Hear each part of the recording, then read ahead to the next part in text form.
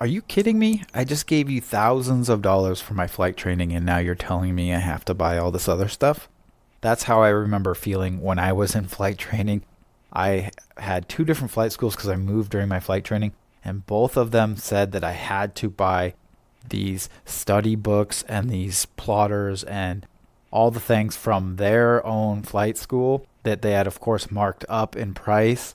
Little did I know that I really didn't have to do this, and that I could have even went to Amazon or a older student and found a year old version of these items for much cheaper. And so when you start off flight training, it can get overwhelming because so many people out there know you're willing to spend money for your dream, and they can really take advantage of that. So that's why I created a list of our recommended products list, and it breaks it down into the categories that you only the things you need for ground school, only the things you absolutely need for flight school.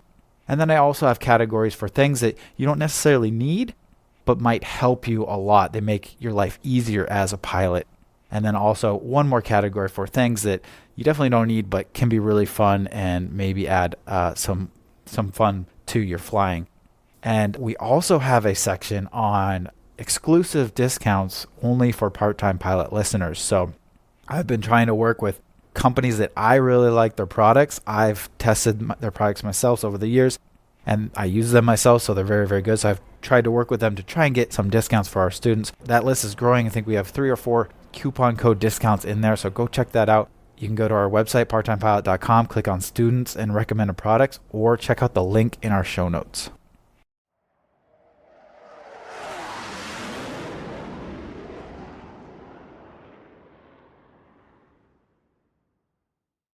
Hello, hello, hello. Welcome into the Audio Ground School podcast. I'm your host, Nick Smith, founder and creator of Part-Time Pilot. So we've been going through starting to do some check ride prep stuff with you guys. Let's see here what we've done so far. We have episode 87 was a couple weeks ago. We started talking about helpful tools and preparation. Then episode 88 2 weeks ago, we talked about what to expect on your check ride. That one is a really, really powerful episode. So if you missed it, go ahead and check it out. And then now we're getting into what you're going to actually be going through during your check ride. So we laid out what to expect, exactly what to expect. And now the first part is you're going to have to prove your qualifications, right? So you get there, you see the DPE, and they're going to ask you to prove that you're legal to have this flight and be the PIC. So you have to have, your endorsements, your hours, your certificates, your documentation, all that stuff.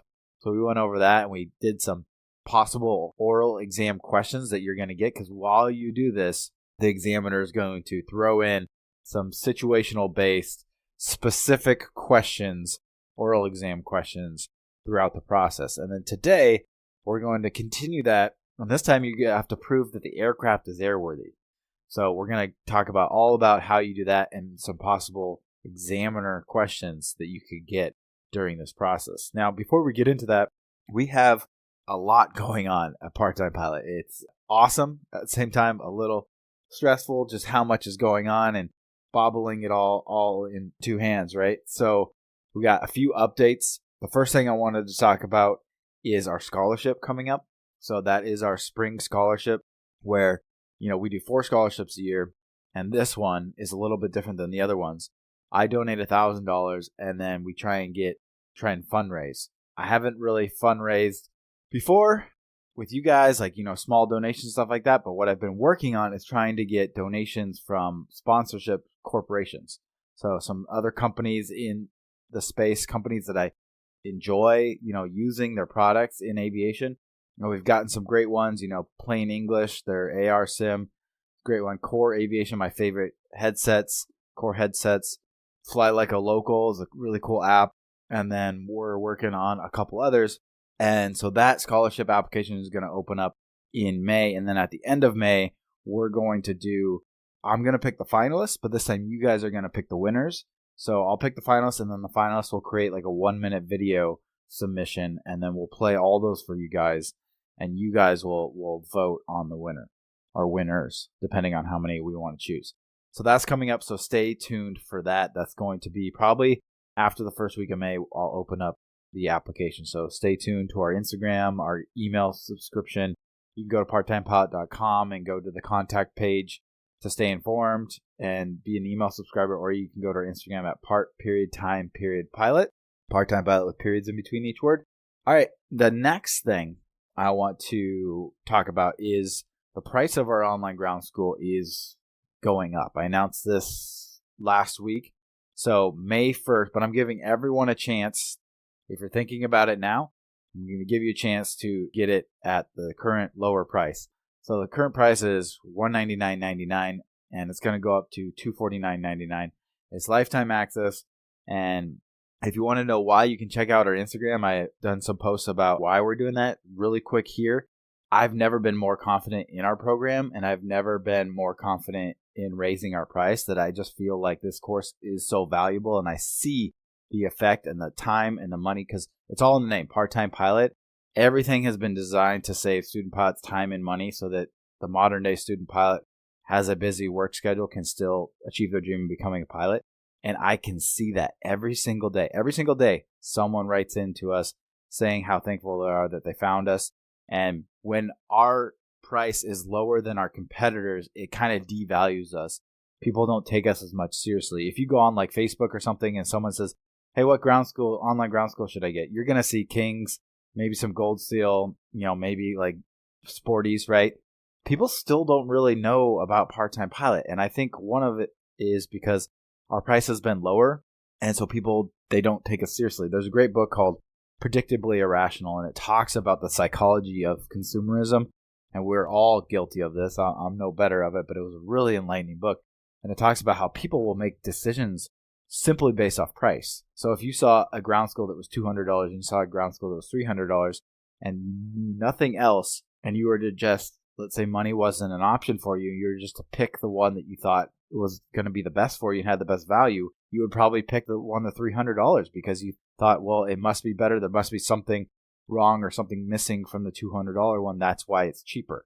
And so, and going through this process, I've learned a lot about myself and how when you're the face of the company and you have your own training, how setting your price is really putting a value on yourself in some way.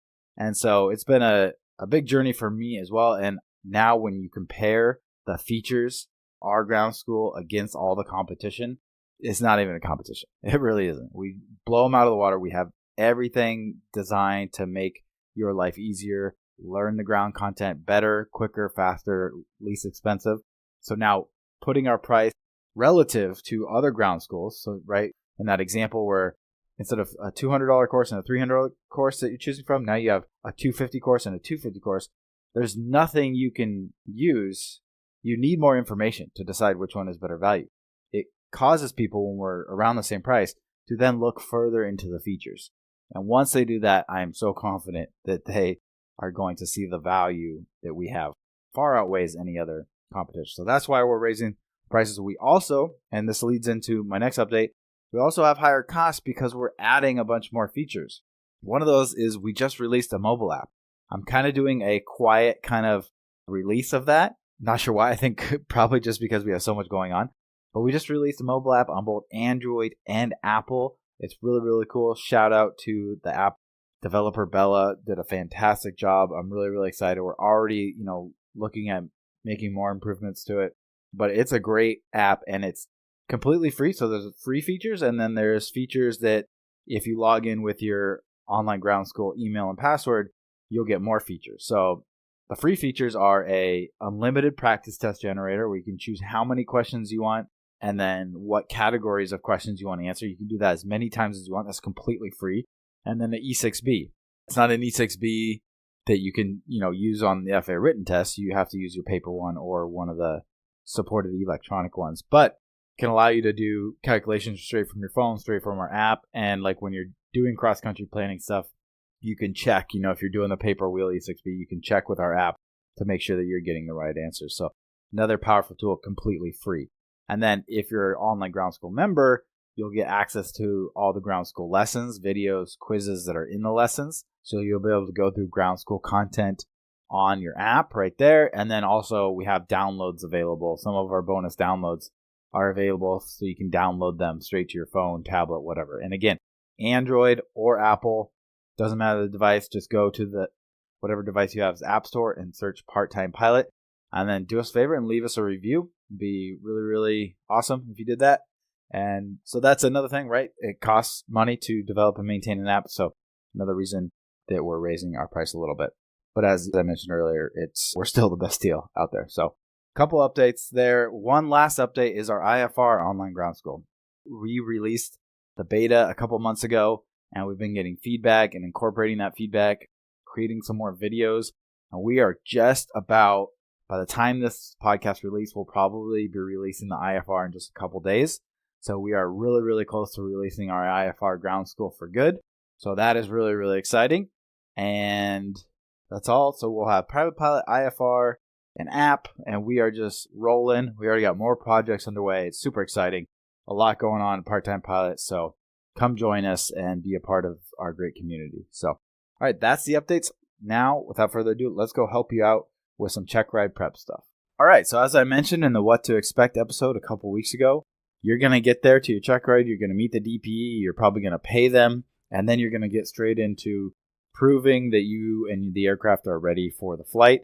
So you'll start, and this is what we covered last week, proving your documentation, going over your hours, your required hours, your IACRA, all that stuff. And then throughout that, they're going to ask you oral exam-based questions, again, which we kind of covered, did some examples of in the last episode. Then once you've proven that you're ready for this flight and you're legal to fly on this check ride, you're going to get into proving that the aircraft is airworthy. And the goal here is for you to show the examiner that you know what it takes for an aircraft to be airworthy, you know where that documentation is, everything involved, that you can check on that and make sure that your aircraft is safe and airworthy to fly. So that's what you're going to do. You're going to prove to them that the aircraft you're flying that day is airworthy.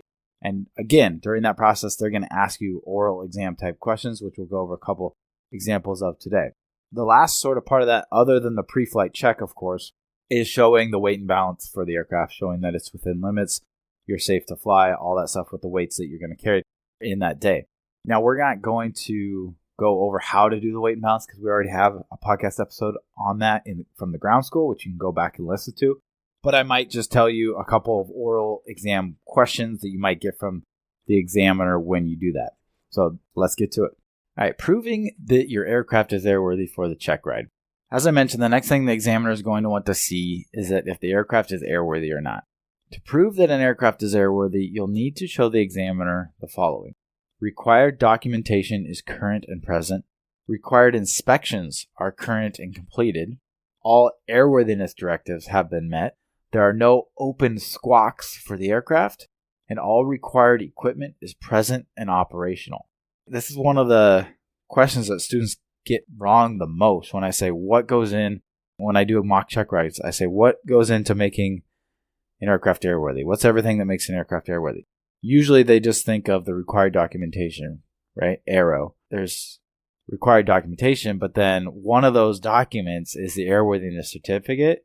And in that document is only valid if you do all these other things. So it branches out to all these other requirements that include inspections, airworthiness directives, squawks, required equipment, all that stuff. So there is more than just the required documentation. And so again, that's required documentation, required inspections, airworthiness directives, squawks, and required equipment. And this information can be found in a combination of the POH or AFM for your aircraft maintenance logs, and logbooks. 2 to 3 days prior to your check ride, you should schedule a meeting with the owner, operator, mechanic of the aircraft that have access to these logbooks. Some aircraft have one maintenance log, while others have separate logbooks for airframe and power plant, which is another name for the engine. But make sure you have all the maintenance logs plus the aircraft hour log and squawk log. During your meeting with the owner, operator, mechanic, make sure each of the below requirements is met and signed off in the logbooks. Then mark the location with a sticky note so that it's really easy during your check ride to just flip to that specific page. So for example, you're going to look for the annual inspection to make sure the annual inspection was done. That might be 5 pages deep in the aircraft maintenance logbook. So you want to put a sticky note on there so you can just easily flip to it. That way you're not fumbling around. And again, and this is a central theme, especially at the beginning of a check ride, is to show that you're prepared, you're organized, right at the bat with your examiner, it's going to make a good first impression and make things a lot easier for yourself. A lot of the inspections are recurring items, so you'll want to mark the most recent that should prove it has been inspected within the required amount of time, right? So like the 100-hour or the annual done every year, 100 hours done every 100 hours. So there's going to be multiple entries in the logbook, and you just want the most recent to prove that, okay, the annual was done 6 months ago, so that's within a year, so we're good there. Boom. So first up, let's talk about required documentation. Along with your personal documents, you must also have documents supporting the aircraft that you are flying. Just like in a car, you need your driver's license, but you also need your car insurance and registration. No person may operate a civil aircraft unless it is airworthy. That means it has within it the following: an airworthiness certificate, registration, radio operator's license if in international flight, probably not you on your checkride, operating limitations, and weight and balance. So remember, this is ARROW, the mnemonic ARROW, ARROW, which tells us the required documentation. Let's go into detail on a little bit of each of these, just so we can get some good information on how often they're required, what they're required for, all that. So the airworthiness certificate, like I said earlier, is good for the life of the aircraft as long as the required maintenance and inspections is performed per all airworthiness directives and required inspections. And then we'll get into what those are here in a bit. The airworthiness certificate is required to be in the aircraft when it is flying so that you can find it in the aircraft or aircraft log.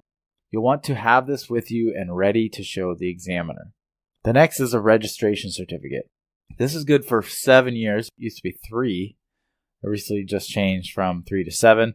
It's effective January 23rd, 2023. So it's effective now. 7 years. Those things are good. Or if the aircraft changes ownership. If an airplane is operating with a dealership certification of registration, the aircraft must be immediately registered by any new owner who purchases the airplane. This will also be found in the aircraft or aircraft log, and you will want to have this with you and make sure that it is current.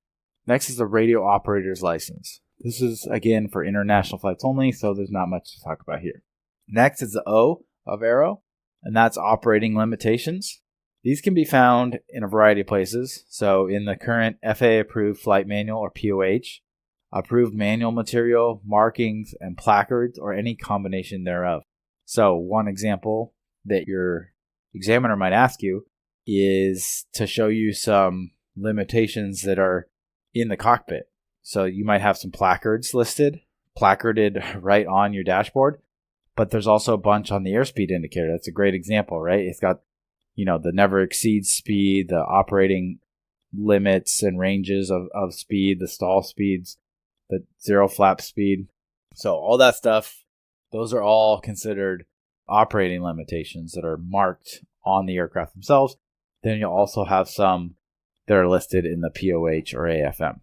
Finally, the W is the weight and balance of the aircraft. Again, this can be the weight and balance sheet, and information will be found in the flight manual, and then you'll calculate this ahead of time with the updated weights. Many students, again, use the acronym ARROW to remember, so I think you guys all know that. But again, ARROW is airworthiness, registration, radio operators, operating limitations, and weight and balance. One possible examiner question: does the airworthiness certificate expire?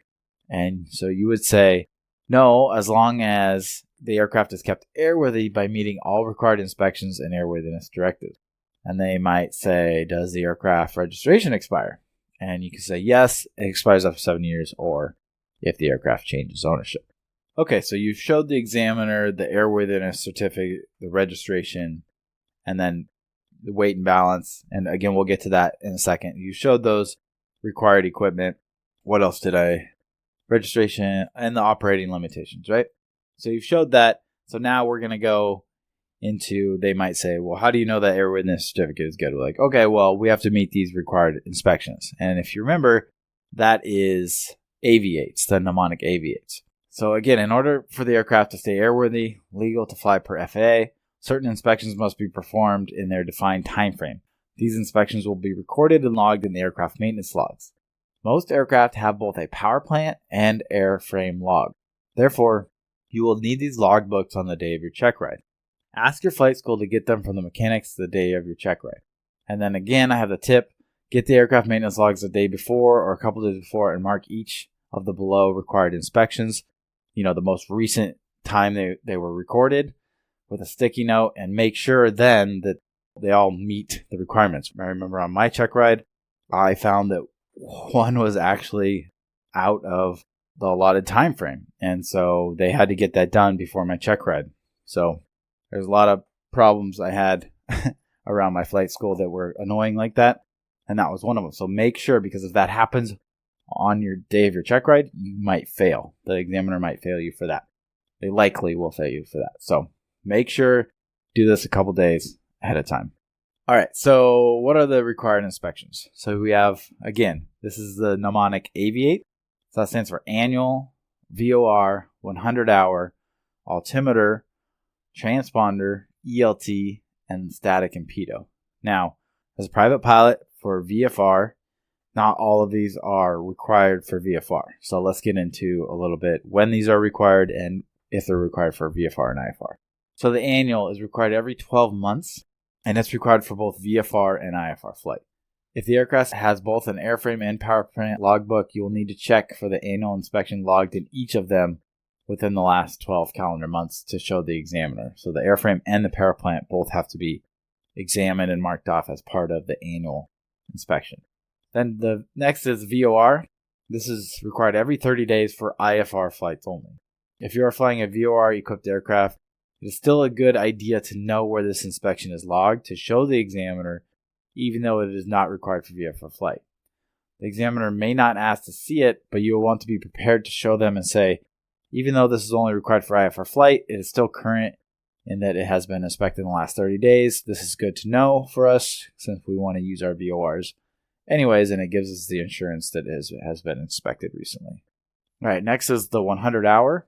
So every 100 hours of aircraft operation per the tachometer, only required for aircraft used for hire, and that's both IFR and VFR.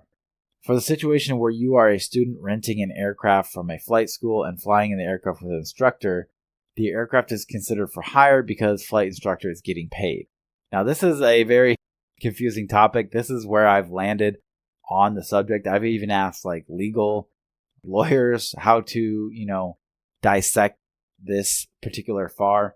And this is how I understood it. It's kind of a tough one, but I think what a lot of flight schools do is they just do the 100-hour inspection anyways, because some of the hours could be considered 100 hours, some could not. And it just makes it, instead of tracking some and not tracking the other, it just makes it easier to do every 100 hours. So I think that's the most common way to do it. But once you get into owning your own aircraft, stuff like that, or renting an aircraft and then paying a flight instructor for someone else or something, it gets a little convoluted and complicated. But as far as I understand it, when you rent an aircraft and fly it solo, then it wouldn't be considered for hire because you don't have that paid flight instructor by the flight school that is with you.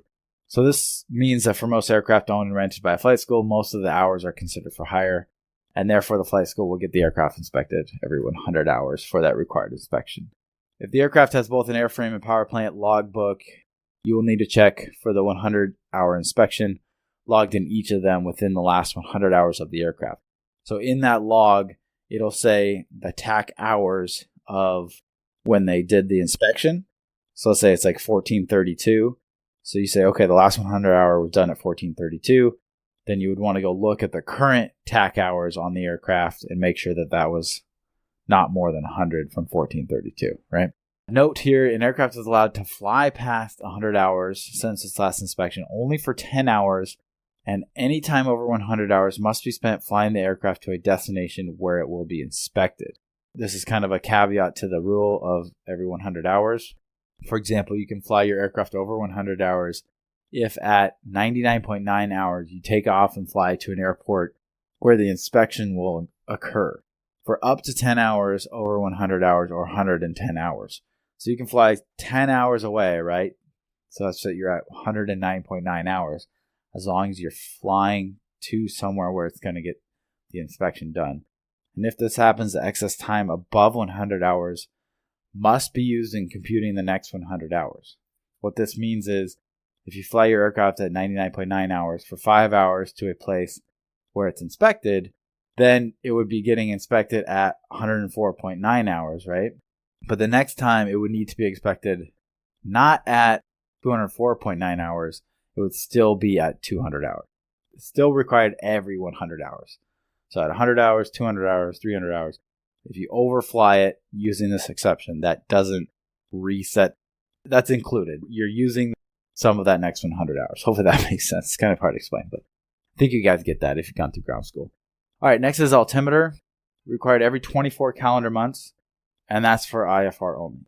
Again, mark with a sticky note and show your examiner and just say, I know this is for IFR only, but it makes me feel good that it's been inspected because I use the altimeter a lot. All right, next up is transponder. Required every 24 calendar months. It's not required for particular VFR or IFR, but flight within, it depends on where you're flying, right? So you might get questions about this. They might say, hey, on our flight today, do we need a transponder? And do we need the transponder to have been inspected in the last 24 calendar months? And so those are things like if it's in flight within a Mode C veil, flight inside Class A, B, or C airspace, flight above Class B or C airspace, flight above 10,000 feet MSL. So if your flight is going through any of those situations, then you're going to need a transponder. And again, mark your sticky note and let them know that, hey, our transponder has been inspected the last 24 calendar months, even if your flight does not go through these things.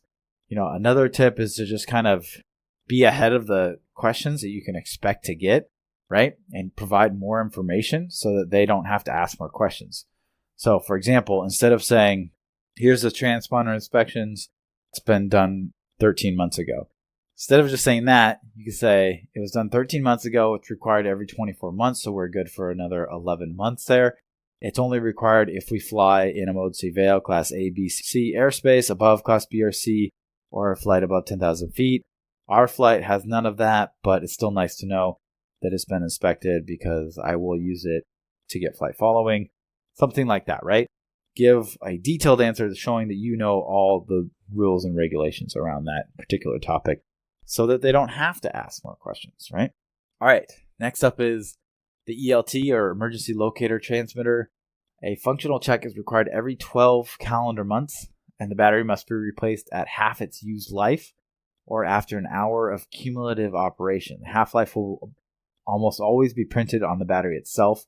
That could be a question that you might get. The examiner might be like, how do you know what the half-life is? Where can you find that information?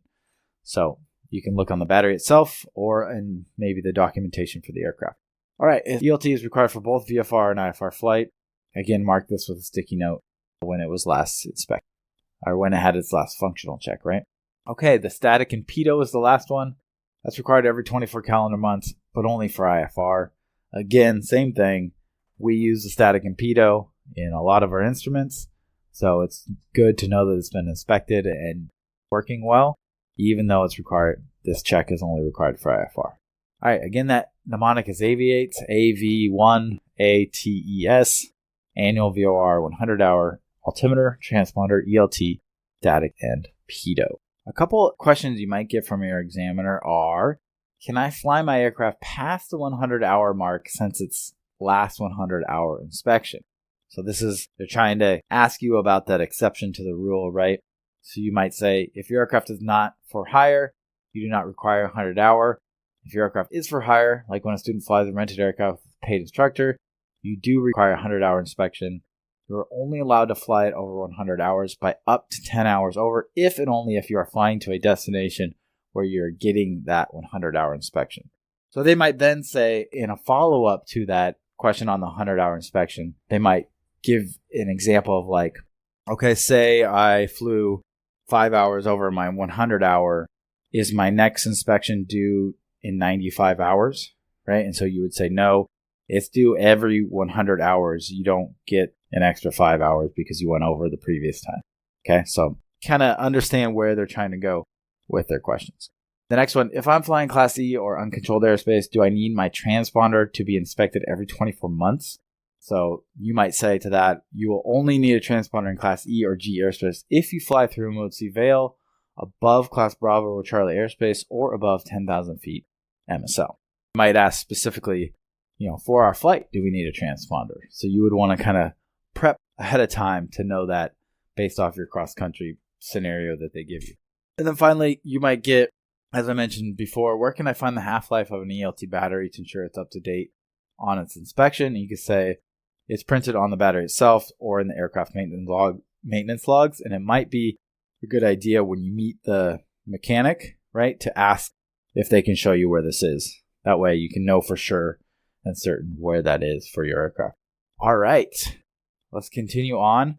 Now let's talk about airworthiness directives. Right after you show the examiner that the required inspections have been completed, you should show them that the aircraft meets any and all applicable airworthiness directives. An airworthiness directive, or AD, is a notice by the FAA that defines an unsafe condition that commonly occurs in an aircraft type and prescribes the appropriate corrective action. ADs for your aircraft must be met in order for your aircraft to be considered airworthy. Proof of compliance should be documented, again, in the aircraft maintenance records and logbooks. Before every flight, USPIC must ensure that the aircraft is airworthy and under compliance of all ADs. ADs can be normal or emergency issuance. ADs can also be recurring or one-time. A recurring AD must be met on a recurring basis according to the AD. For an example, an AD may specify that a certain brand of tubing can be replaced every 100 hours of use. A one-time AD is just like it sounds. For example, an AD may specify to replace all models of a certain altimeter.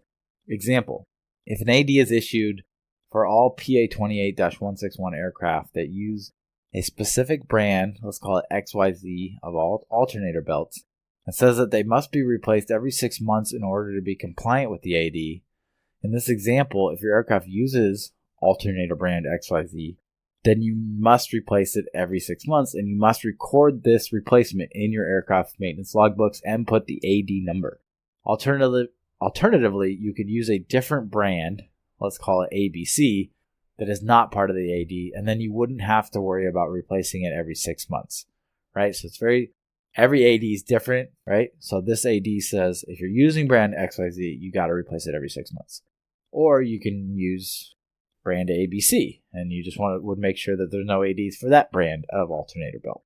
Okay, if you have not replaced the alternator brand XYZ in the last 6 months in this example, and then your aircraft would not be legally allowed to fly. It wouldn't be airworthy. There may also be a case where the AD explicitly says that you are allowed to fly the aircraft even if your aircraft is not in compliance with the AD.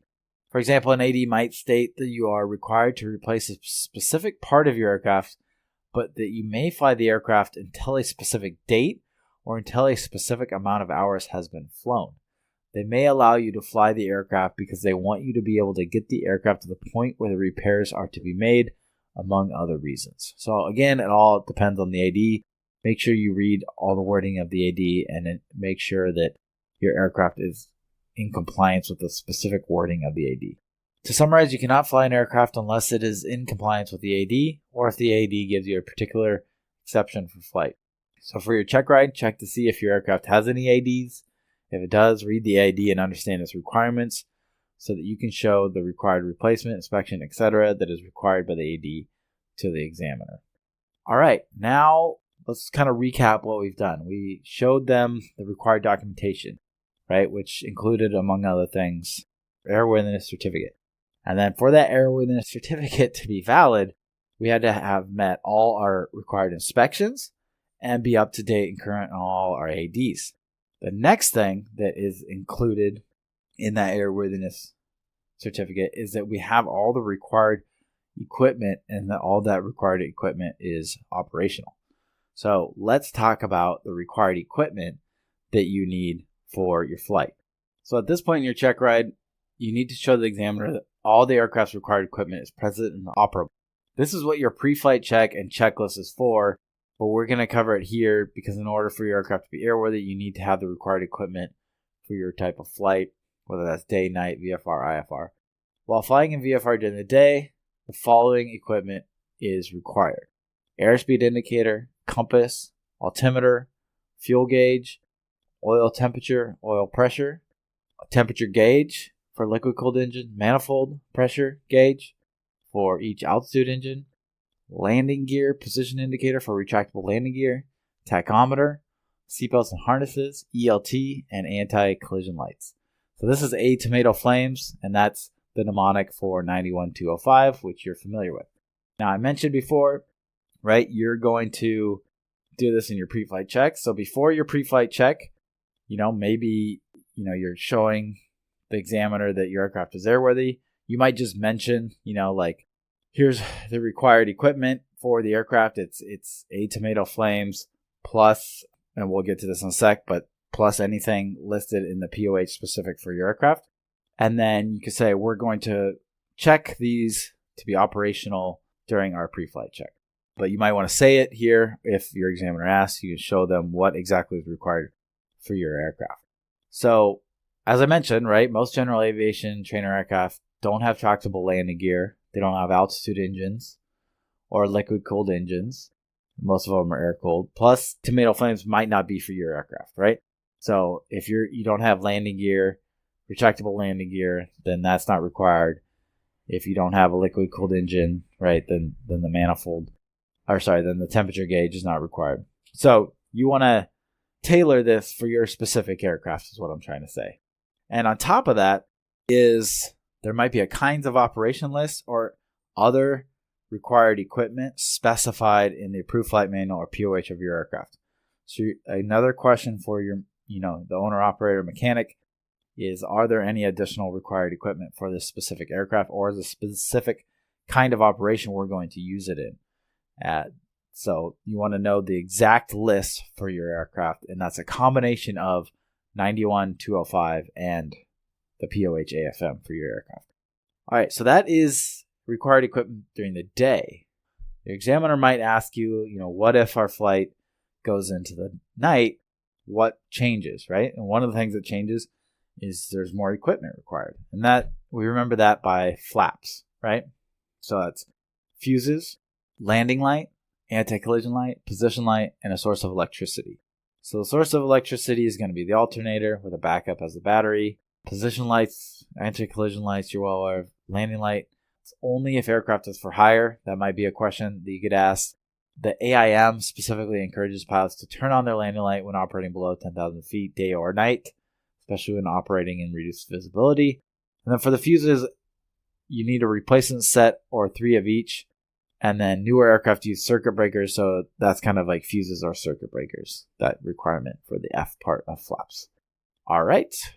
Additionally, a pilot should consider bringing more personal equipment during a night flight. So again, I mentioned that the examiner might say, they might phrase it like, what considerations would you have if our flight was planned at night or we might fly into the night? And so you might say, well, we have the required equipment that is required for night. But also, you might want to add to that. So you might talk about the dangers of illusions during night, how the eyeballs detect light differently at night, hazards during the night, and more equipment, as I mentioned, that you can bring during the night to mitigate some of this risk. And some of that equipment could be like iPad GPS, checklists, a flashlight with white, red, and blue, backup batteries or backup charger, right? Because the big thing at night is electricity, an overnight bag, maybe a jacket, some food, something like that. So these are some additional things that you can show that you plan ahead when you're faced with something different like night flight. And then I talk about another big one there is the night blindness. So they might go into that a little bit further. And they might say, do we have to use our strobes during taxi at night?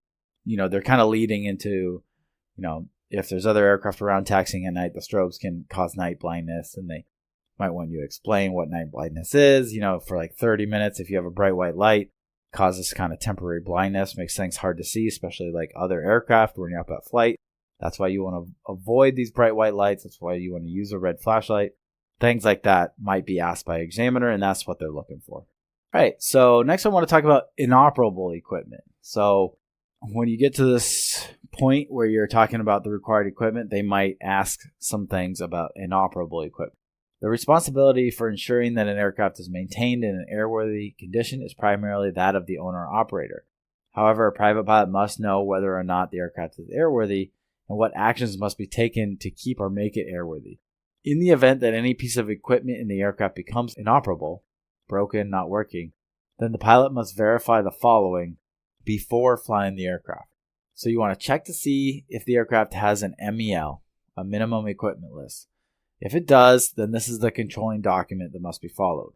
The MEL is the list and quantity of installed instruments and equipment, the quantity required for flight, and any added limitation caused by out-of-service items. To use an MEL, a pilot must verify that the owner-operator has received written approval from the FAA to do so. If the aircraft does not have an MEL, which most trainer aircraft do not, MELs are usually used for like large jets who have many redundant systems and really long amounts of equipment. So if you don't have an MEL, which is highly likely, then the type certificate data sheet per 91213 D2I, manufacturer's kinds of operations equipment lists per 91213 D2II, and 14 CFR 91205, or any other Part 91 regulation for the specific kind of flight operation being conducted, again per 91213 D2II, and airworthiness directives per 91213 D2IV must be consulted to determine if the equipment is required. Okay, so what does this mean? Well, this is what I was talking about earlier, right? We have 91205, which is A tomato flames. So that's the general set of requirements for the required equipment. But also there might be additional required equipment, that's what this is saying, in the type certificate data sheet, the kinds of operation list, or the airworthiness directives. So when you don't have an MEL for your aircraft, you use a combination of 91205 A tomato flames and these other things, the kinds of operation list in your POH, type certificate data sheet, airworthiness directives, all that to see if there's any other required equipment for your aircraft. If not required by any of the above, or what we mentioned, then the item may be either deactivated and placarded, inoperative, or removed. Only then is the aircraft legal to fly. So let's say it's not required by any of them and it's inoperable, then you may deactivate it and placard it as inoperative or remove it. So that leads to the question, who can perform necessary maintenance for you to fly? Well, the FAR says no person may take off an aircraft with inoperable instruments or equipment installed unless the inoperative instruments and equipment are 1. Removed from the aircraft, the cockpit control placarded, and the maintenance recorded in accordance with Part 43.9 of this chapter, or 2. Deactivated and placarded inoperative. If deactivation of the inoperative instrument or equipment involves maintenance, it must be accomplished and recorded in accordance with Part 43 of this chapter. So what is Part 43? Well, Part 43 says that a private pilot may perform preventative maintenance. Now, there are still debates among even law professionals and pilots as to how these FARs should be interpreted, but for a student and private pilot, it's best to be conservative and assume that a private pilot may only perform preventative maintenance and that repairing, replacing, removing, or deactivating equipment does not constitute as preventative. Some forums and boards online may tell you to just mark it as inoperative if it's not required for your flight, but this is wrong. The FAR clearly states and says you must also deactivate it, and the act of deactivating equipment does not sound preventative to me. The reason the FAA wants you to deactivate equipment is because you never know if the problem is larger than just a single electrical circuit you are concerned about. Your inoperative equipment may be causing high voltages in wires that start a fire if not deactivated properly. So to summarize that, right? If we have something that is not required, we have a piece of equipment that is not required for our aircraft, right? We check to see if our aircraft has an MEL. It doesn't have an MEL. So then we use A tomato flames plus anything listed in our POH or our type certificate data sheet or our ADs. Okay, so we know the list of what's required. Now let's say that equipment that's inoperable is not on that list, so it's not required. We can still fly if we either have it deactivated and placarded inoperative, or we have it completely removed, and we have this done not by ourselves, right? We have a certified mechanic do this. Then we can be legal to fly. And then in that, we talk about not just marking it as an op, as literally you'll see this online, people saying you can do this, but the FAR clearly states you have to also deactivate it. So whatever that means, whether it's unplugging the unit, removing the wires, you have to deactivate it because you never know what, behind the dashboard, what's going on that could lead to a bigger problem. And that's why we want a certified mechanic to do it. That's why, in my eyes, again, this is one of the most confusing parts out there, but in my eyes, this does not constitute preventative maintenance that a private pilot is allowed to do. So those are some things to think about that you might get questions on from your examiner when you start talking about the required equipment. They might ask you, what if this piece of equipment is inoperable? And if it's required, then you can't fly, right? Because it's required. If it's not required, then you have some options, right? Have a certified mechanic deactivate and placard it or completely remove it. And then once you answer that, they might get into, well, can you just do the maintenance? And then you might explain, well, private pilots can only do preventative maintenance. To me, this doesn't count as preventative maintenance, and I'll err on the side of being conservative and have a professional mechanic do it. So just some things to think about. A couple other notes here. Important to note that the removal would have to be performed and logged pursuant to FAR Part 43, as would the deactivation if it involves maintenance. If the aircraft is not airworthy with the instrument or equipment inoperative, then either it would need to be repaired where it is, or prior to flying the aircraft to a repair station, you would obtain a special flight permit, commonly known as a ferry permit. So a special flight permit may be issued to any U.S. registered aircraft that may not currently meet applicable airworthiness requirements, but is capable for safe flight. Special flight permits are issued by the FSDO IFO having jurisdiction over the geographical area in which the flight is originated. An applicant for a special flight permit must submit a statement in a form, FAA Form 8130-6, before passengers can be carried in an aircraft that has been altered in any manner that may appreciably change its flight characteristics. It must be flight tested by a pilot who holds at least a private pilot certificate. So I don't think the examiner is going to ask you that in-depth detail about special flight permits, but it's good to understand what they are, right? So if it's something that's required and you need to fly somewhere, but you can prove that it's still safe for flight, at least to ferry it to a place where it can get fixed, then you can get a special flight permit from your local FSDO. So just kind of remember that part of it, of those details, and you should be fine on your checkride. All right, last couple things I want to mention here. Still talking about, the whole subject of airworthiness, and it's one students forget about all the time, and that's squawks.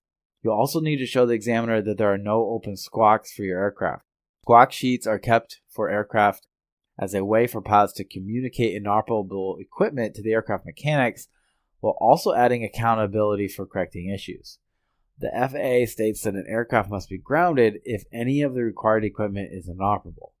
Therefore, a mechanic must review and sign off on all aircraft squawks made by pilots in the aircraft logbook. The mechanic may sign the squawk off and say the equipment is working as expected, or they may sign the squawk off because they have replaced the inoperable equipment. Or finally, they may sign the squawk off because they have disconnected the equipment and marked it as inoperative, and the equipment is not required by the FAA. So basically, if a pilot writes up a squawk, that plane is grounded and not airworthy until that squawk is written off by a mechanic. So another annoying thing about the flight school I went to is they were teaching me all this stuff, right?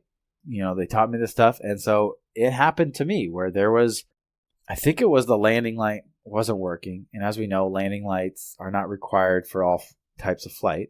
I decided to write it up, and they actually kind of got annoyed at me because it grounded the aircraft. And I just think that kind of culture and that atmosphere of me doing the right thing and writing something up, because maybe a pilot at night does need the landing light, right? And they go to use it and it's not working. Like, I would want other pilots to know that, hey, this is not working before they go on a night flight. So I wrote it up and they got annoyed at me for doing that. And I just think the culture of that around the safety of aircraft is just not cool. That, to me, promotes an unsafe culture, and just another gripe I had about my flight training experience. Last thing I want to mention is aircraft maintenance. We talked about it.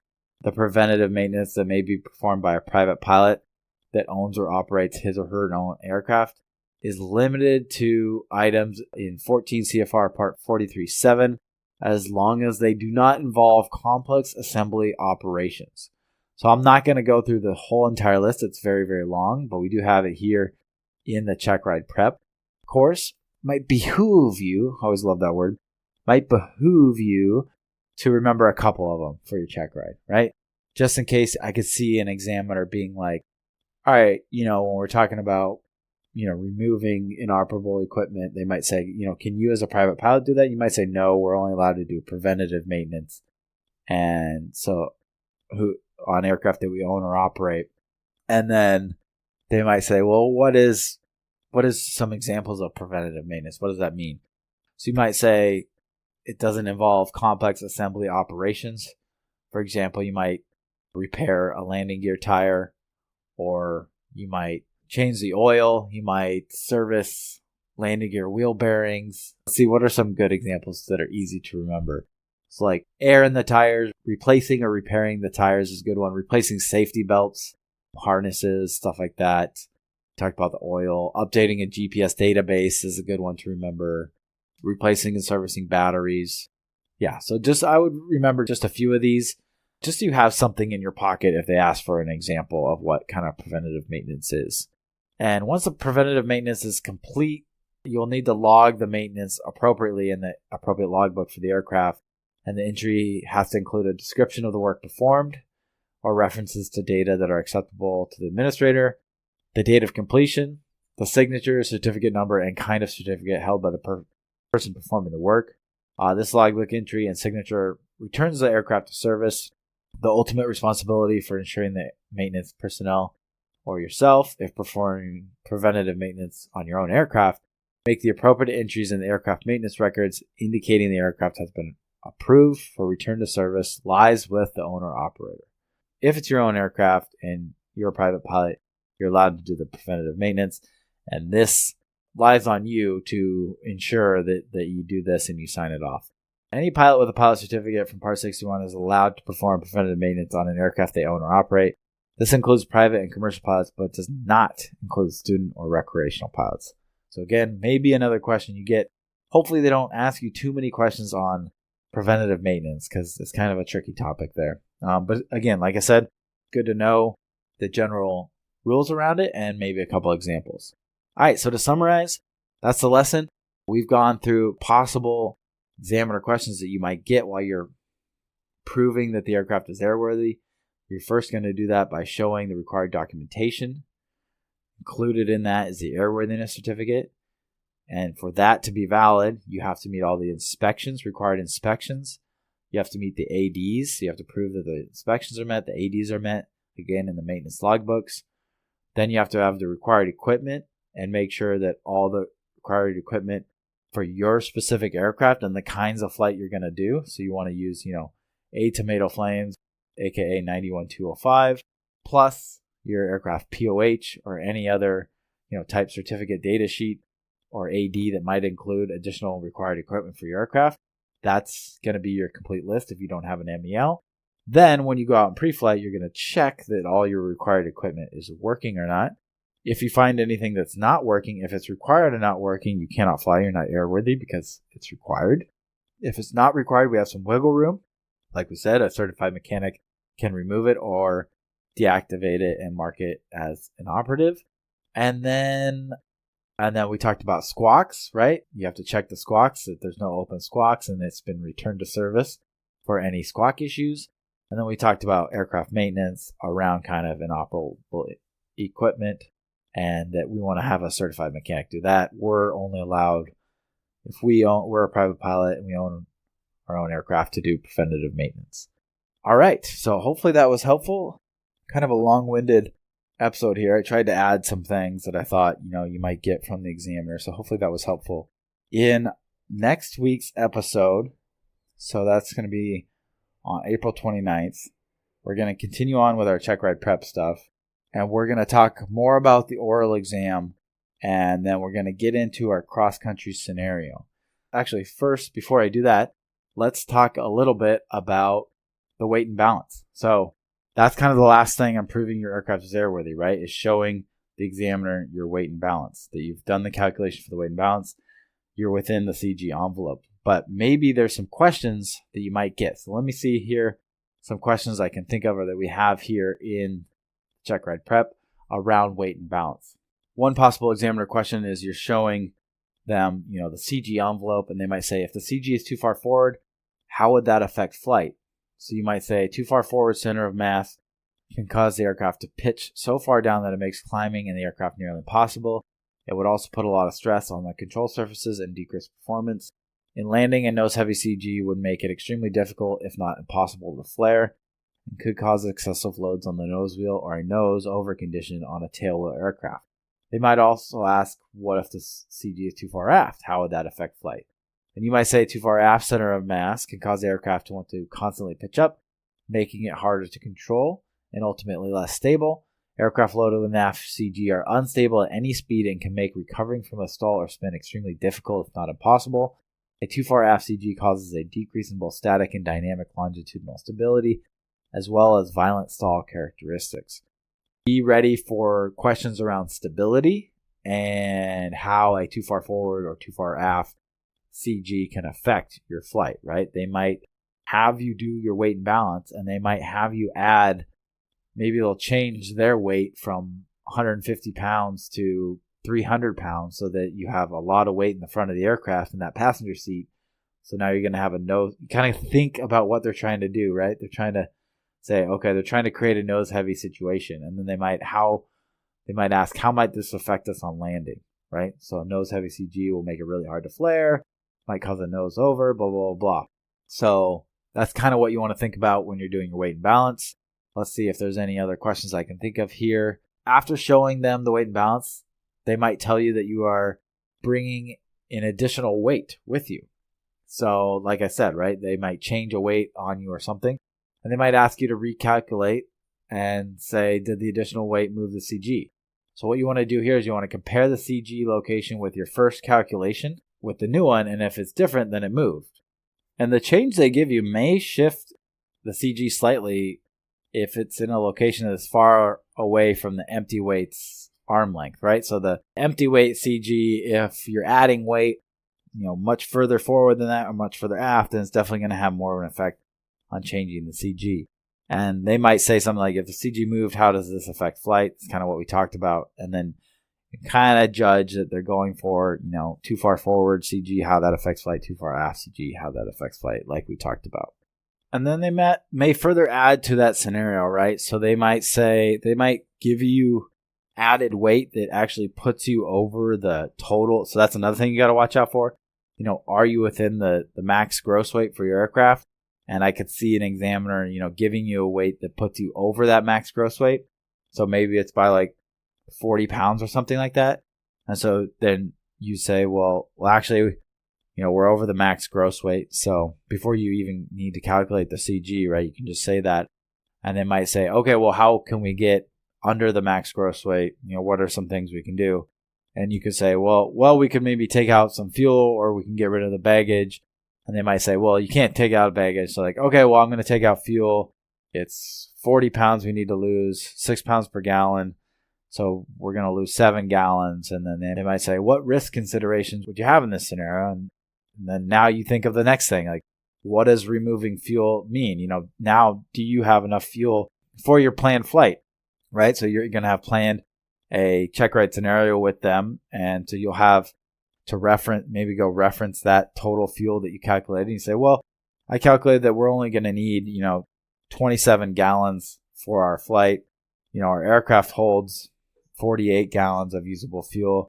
So if we take 7 from that planned filling up all the way, so if we take 7 gallons from that, then we're at 41 gallons. We're still well over even, getting to our destination and having all the reserve fuel. So we're good to go. We can remove 7 gallons.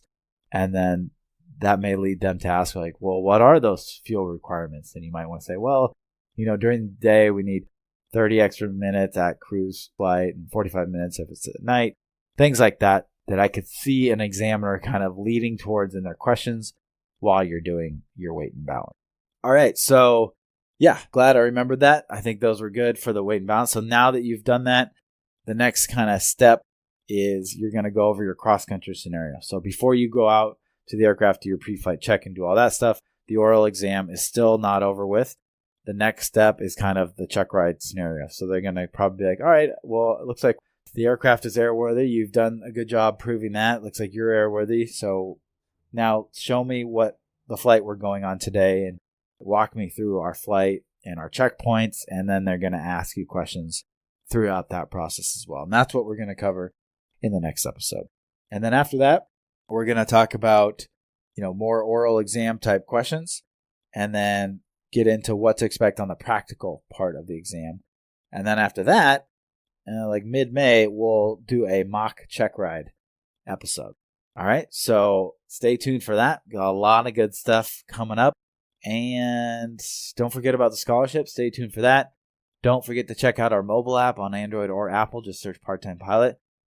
Donate to the scholarship coming up or share it. The GoFundMe link is in the show notes. And be sure to get ready for our IFR course coming out. Lots and lots of good stuff coming from us. So thank you guys, and I'll catch you next week. All right, so hopefully that was helpful. Kind of a long-winded episode here. I tried to add some things that I thought, you might get from the examiner. So hopefully that was helpful. In next week's episode, so that's going to be on April 29th, we're going to continue on with our check ride prep stuff. And we're going to talk more about the oral exam. And then we're going to get into our cross-country scenario. So that's kind of the next thing we talked about. Actually, first, before I do that, let's talk a little bit about the weight and balance. So that's kind of the last thing on proving your aircraft is airworthy, right? Is showing the examiner your weight and balance. That you've done the calculation for the weight and balance. You're within the CG envelope. But maybe there's some questions that you might get. So let me see here some questions I can think of or that we have here in check ride prep around weight and balance. So yeah, one possible examiner question is you're showing them, the CG envelope, and they might say, if the CG is too far forward, how would that affect flight? So you might say, too far forward center of mass can cause the aircraft to pitch so far down that it makes climbing in the aircraft nearly impossible. It would also put a lot of stress on the control surfaces and decrease performance. In landing, a nose-heavy CG would make it extremely difficult, if not impossible, to flare, and could cause excessive loads on the nose wheel or a nose-over condition on a tailwheel aircraft. They might also ask, what if the CG is too far aft? How would that affect flight? And you might say too far aft center of mass can cause the aircraft to want to constantly pitch up, making it harder to control and ultimately less stable. Aircraft loaded with aft CG are unstable at any speed and can make recovering from a stall or spin extremely difficult, if not impossible. A too far aft CG causes a decrease in both static and dynamic longitudinal stability, as well as violent stall characteristics. So be ready for questions around stability and how a too far forward or too far aft CG can affect your flight, right? They might have you do your weight and balance, and they might have you add, maybe they'll change their weight from 150 pounds to 300 pounds so that you have a lot of weight in the front of the aircraft in that passenger seat. So now you're going to have a nose. You kind of think about what they're trying to do, right? They're trying to say, okay, they're trying to create a nose heavy situation. And then they might ask, how might this affect us on landing, right? So a nose heavy CG will make it really hard to flare, might cause a nose over, blah, blah, blah. So that's kind of what you want to think about when you're doing your weight and balance. Let's see if there's any other questions I can think of here. After showing them the weight and balance, they might tell you that you are bringing an additional weight with you. So like I said, right, they might change a weight on you or something, and they might ask you to recalculate and say, did the additional weight move the CG? So what you want to do here is you want to compare the CG location with your first calculation with the new one, and if it's different, then it moved.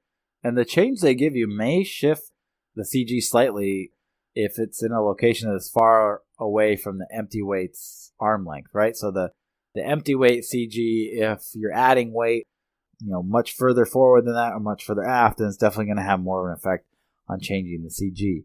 And they might say something like, if the CG moved, how does this affect flight? It's kind of what we talked about. And then kind of judge that they're going for, too far forward CG, how that affects flight, too far aft CG, how that affects flight, like we talked about.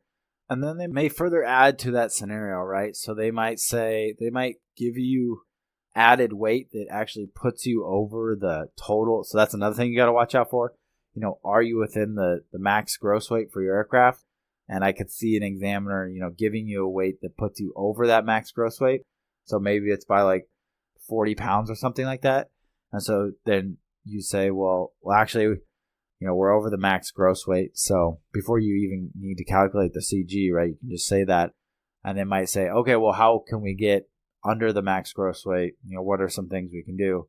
And you could say, well, we could maybe take out some fuel, or we can get rid of the baggage. And they might say, well, you can't take out baggage. So like, okay, well, I'm going to take out fuel, and it's 40 pounds we need to lose, 6 pounds per gallon. So we're going to lose 7 gallons. And then they might say, what risk considerations do you have in this scenario? And then now you think of the next thing, like, what does removing fuel mean? Now do you have enough fuel for your planned flight, right? So you're going to have planned a checkride scenario with them. And so you'll have maybe go reference that total fuel that you calculated. And you say, well, I calculated that we're only going to need, 27 gallons for our flight. Our aircraft holds 48 gallons of usable fuel. So if we take 7 from that, I planned filling up all the way. So if we take 7 gallons from that, then we're at 41 gallons. We're still well over even, getting to our destination and having all the reserve fuel. So we're good to go. We can remove 7 gallons. And then that may lead them to ask, like, well, what are those fuel requirements? And you might want to say, well, during the day, we need 30 extra minutes at cruise flight and 45 minutes if it's at night. Things like that I could see an examiner kind of leading towards in their questions while you're doing your weight and balance. So that, I'm glad I remembered that. I think those were good for the weight and balance. So now that you've done that, the next kind of step is you're going to go over your cross-country scenario. So before you go out to the aircraft, do your pre-flight check and do all that stuff, the oral exam is still not over with. The next step is kind of the check ride scenario. So they're going to probably be like, all right, well, it looks like the aircraft is airworthy. You've done a good job proving that. It looks like you're airworthy. So now show me what the flight we're going on today and walk me through our flight and our checkpoints. And then they're going to ask you questions throughout that process as well. And that's what we're going to cover in the next episode. And then after that, we're going to talk about, more oral exam type questions, and then get into what to expect on the practical part of the exam. And then after that, like mid-May, we'll do a mock check ride episode. All right, so stay tuned for that. Got a lot of good stuff coming up. And don't forget about the scholarship. Stay tuned for that. Don't forget to check out our mobile app on Android or Apple. Just search Part-Time Pilot. Donate to the scholarship coming up or share it. The GoFundMe link is in the show notes. And be sure to get ready for our IFR course coming out. Lots and lots of good stuff coming from us. So thank you guys, and I'll catch you next week.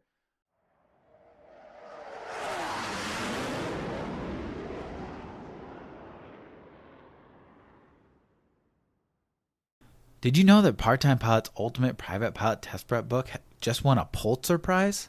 Okay, no, it didn't win a Pulitzer Prize, but it was just updated for the recent changes we saw made to the FAA written exam. So now the book has everything that our ground school has, and the same questions and test bank that our ground school has, that students are averaging over a 90% on the FAA written exam. It's now up on Amazon, and you can find it in our show notes on every episode, so go ahead and check that out.